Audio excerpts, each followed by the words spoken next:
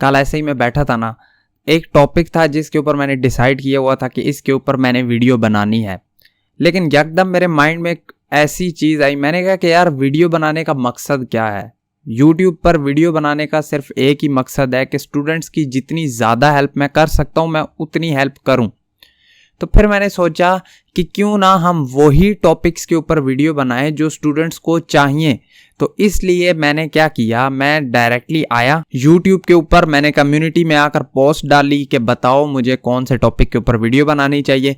तो स्टूडेंट्स ने काफ़ी सारे कमेंट किए। अब हम उन्हीं कमेंट्स को लेकर चलेंगे और उस हिसाब से वीडियोज़ बनाई करेंगे। इसमें फ़ायदा ये है ना, देखो फॉर एग्जाम्पल अगर मैं किसी टॉपिक पर वीडियो बनाता भी हूँ तो वो आपके लिए यूजलेस नहीं है। देखो ये एक फील्ड है स्पेसिफिक, जो भी टॉपिक पर वीडियो बनाए वो हेल्पफुल है, इधर नहीं तो उधर सही, उधर नहीं तो उधर सही, लेकिन आपके लिए हेल्पफुल है सही, कहीं ना कहीं से आकर आपके साथ लिंक होता है। तो अब आपने इतने सारे कमेंट्स किए, उसमें से जाहिर बात है मैं अभी बैठा सबके ऊपर तो वीडियोस नहीं बना सकता, अभी हम किसी एक टॉपिक के ऊपर ही वीडियो बना रहे होंगे। लेकिन यहाँ पर एक चीज़ जो नोट करने वाली है वो ये है कि फॉर एग्जाम्पल मैं किसी एक बंदे का टॉपिक लेकर वीडियो बनाता हूँ, तो इसका ये मतलब बिल्कुल भी नहीं है कि वो टॉपिक आपके लिए यूजलेस है, वो आपके लिए भी उतना ही इंपॉर्टेंट है।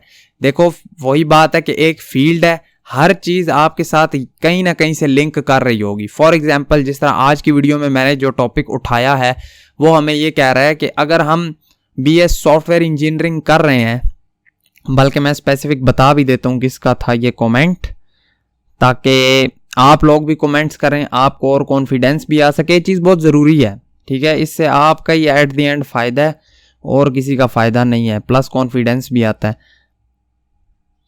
ठीक है, ये कमेंट मैं यहाँ पर नीचे शो भी करवा दूंगा। कमेंट हमारे पास क्या था, जो स्टूडेंट बैचलर्स डिग्री कर रहे हैं कंप्यूटर साइंस में उनको किस चीज़ पर ज़्यादा फोकस करना है, फर्स्ट सेमेस्टर में किस चीज़ पर फोकस करें, सेकंड सेमेस्टर में किस चीज़ पर फोकस करें। ठीक है, एट द एंड कंक्लूजन क्या निकालता है ये कमेंट कि हम अपने बीएस की लाइफ किस तरह से गुजारें। अब देखो बात करते हैं जरा कि हम अपना बीएस किस तरह गुजारें। बेसिकली क्वेश्चन यही कह रहा है कि मैं फर्स्ट सेमेस्टर में क्या करूं, मैं सेकंड में क्या करूं, थर्ड में, उस पर बात करते हैं। उससे पहले आपको भी मैं यही मशवरा देना चाहूंगा कि आप भी कमेंट किया करें। आप कमेंट करेंगे, एक तो इससे कॉन्फिडेंस आता है, ठीक है। फिर बहुत से ऐसे स्टूडेंट्स हैं जो मेरी नज़र में है, जो मुझे कमेंट भी करते रहते हैं, जो मेरे साथ लिंक में है, जिनके साथ बातचीत भी है।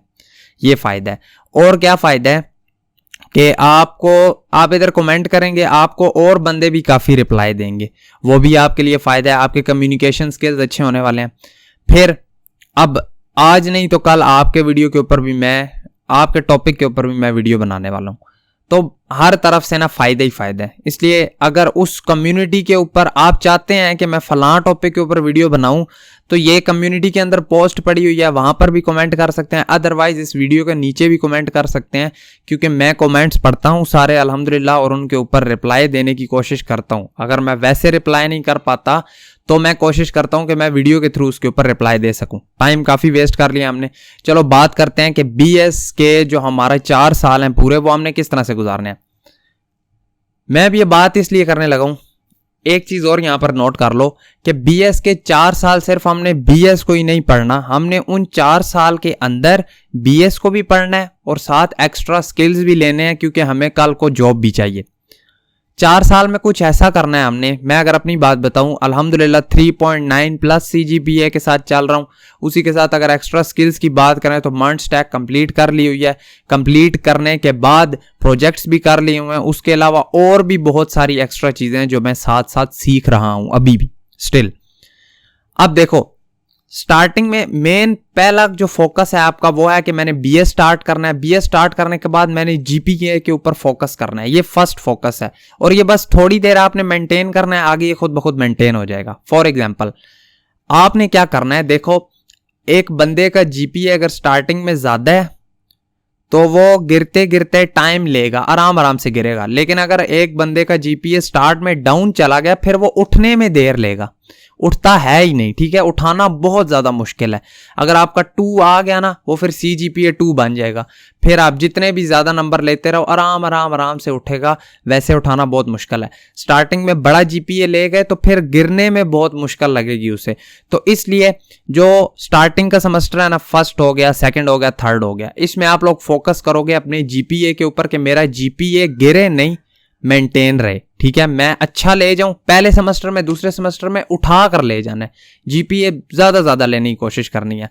हाँ, अब यहां पर अगर साथ एक्स्ट्रा स्किल की बात करें तो फिलहाल आप इधर कोई और एक्स्ट्रा चीज नहीं सीखोगे।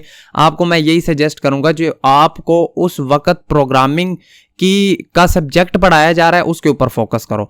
फॉर एग्जांपल फर्स्ट सेमेस्टर के अंदर most of the universities programming fundamentals करवाती हैं, तो आपका गोल है कि आप प्रोग्रामिंग फंडामेंटल्स को स्ट्रॉन्ग करोगे, यूनिवर्सिटी के साथ चलो या खुद से एक्स्ट्रा से किसी कोर्स वगैरह से करो, लेकिन आप प्रोग्रामिंग फंडामेंटल्स को स्ट्रॉन्ग करोगे, क्योंकि प्रोग्रामिंग फंडामेंटल्स ही डिफाइन करते हैं कि इस बंदे का फ्यूचर किस तरह गुजरेगा, ठीक है, ये फ्यूचर में कितना अच्छा जा सकेगा इस फील्ड के अंदर। प्रोग्रामिंग फंडामेंटल स्ट्रॉन्ग करने हैं, प्लस अपने GPA के ऊपर फोकस रखना है कि वो ज्यादा आए। सेकंड सेमेस्टर आ जाता है, सेकंड सेमेस्टर में आपका फोकस होगा ऑब्जेक्ट ओरिएंटेड प्रोग्रामिंग के ऊपर कि मैंने ऊप किस तरह लेकर चलनी है, या उसके अलावा आप कहते हो कि हमारी यूनिवर्सिटी हमें ऊप के अलावा कुछ और पढ़ा रही है, तो मैं कहूँगा ठीक है, जो वो कुछ और पढ़ा रही है आप कुछ और ही करो, लेकिन जो भी सब्जेक्ट प्रोग्रामिंग वाला है ना उस पर जोर दो।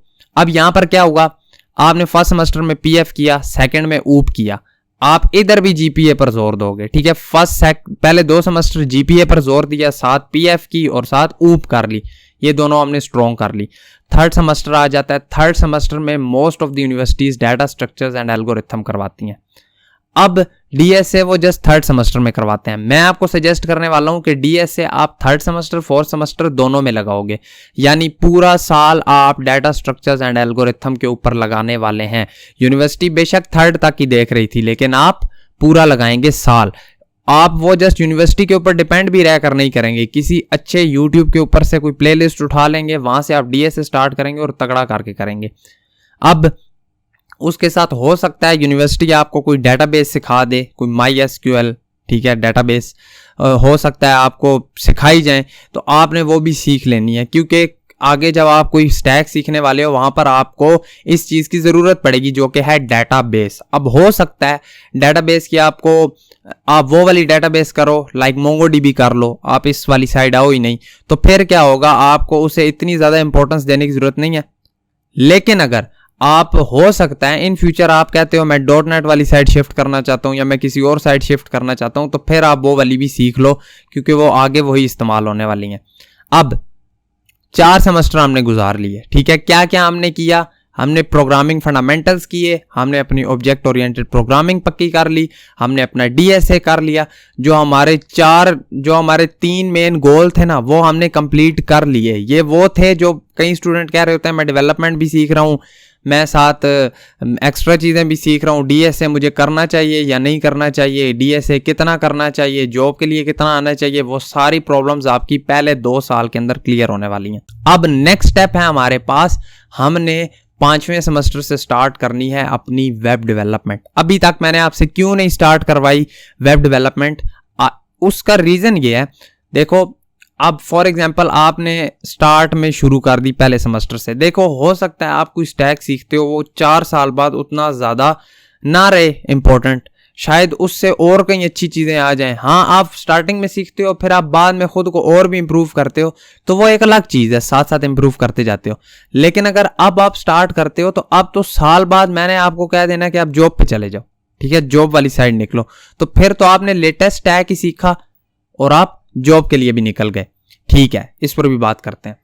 अब आता है हमारा 5वां सेमेस्टर, 5वां 6वां, ठीक है, ये 2 सेमेस्टर, ये पूरा साल आपने वेब डेवलपमेंट सीखनी है। अब आपका फोकस उस लेवल का नहीं होगा GPA के ऊपर, क्योंकि आप पहले 2 साल अपना GPA यहां तक उठा लाए हो, अब मेंटेन भी कर लो तो चलेगा, ठीक है।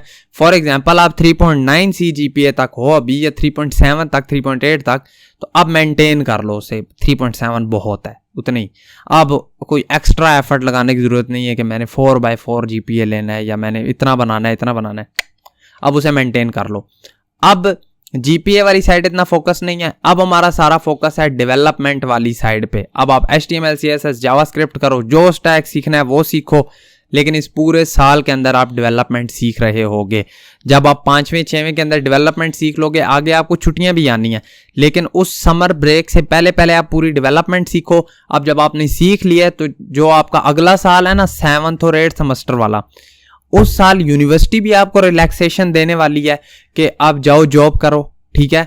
और मैं इस चीज को नहीं प्रमोट करता कि आप 7वें सेमेस्टर में जब आपको यूनिवर्सिटी के जाओ, आप कहीं जाकर एक्सपीरियंस लो, जाओ कहीं इंटर्नशिप करो, तो हम बिल्कुल नुन निकलें। नुन का मतलब कि हमें कुछ भी ना आता हो, हम ऐसे सॉफ्टवेयर हाउस में जाएं जो हमें HTML CSS सिखा रहे हो। इस तरह के इंटर्नशिप का कोई फायदा नहीं है। अगर मैं कहता हूं ना इंटर्नशिप करनी है, उस इंटर्नशिप का ये मतलब है कि आपने 5वां 6वां सेमेस्टर ऐसा लगाया है ना, ऐसा तगड़ा कि आपने सारा कुछ सीख लिया है। अब इंटर्नशिप हमने करनी है जाकर किसी कंपनी के अंदर, किसी कंपनी में हम बैठेंगे, इंटरव्यू देंगे, वो हमें पास करेंगे तो हम इंटर्नशिप पे बैठेंगे, ठीक है। उस इंटर्नशिप की बात कर रहा हूं। बड़ी जो कंपनीज होती हैं ना, वो पता क्या कहती हैं, वो कहती हैं कि ठीक है इस बंदे को हम इंटर्नशिप, वो जब आपको इंटरव्यू वगैरह पास करती हैं, फिर जब डिग्री की बात आती है, आप कहते हो मेरे पास अभी डिग्री नहीं है, तो वो कहते हैं ठीक है आप इंटर्नशिप पर बैठ जाओ, सही है। फिर अगर आप उनके लिए बहुत ज़्यादा फायदेमंद होगे तो वो आपको पैसे देंगे भी, अगर आप इतना नहीं होगे तो शायद वो आपको पैसे ना दें, या फिर कई कंपनीज होती हैं जो पे करती हैं, कई होती हैं नहीं करती। तो आप इंटर्नशिप पर बैठ जाओगे। अब आपने पूरा जो साल है ना अपना 7th 8th सेमेस्टर का, वो आपने साथ साथ जॉब करते रहनी है। बेसिकली आप जॉब करोगे, इंटर्नशिप होगी, आपके पास एक्सपीरियंस आएगा।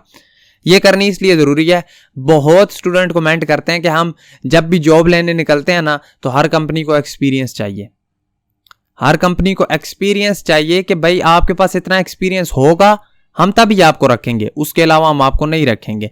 तो अब इंटर्नशिप के लिए अगर आप जाते हो तब तो आप रखे जाओगे, इंटर्नशिप के लिए रख लेते हैं, लेकिन फुल टाइम जॉब के लिए नहीं रखते आपको।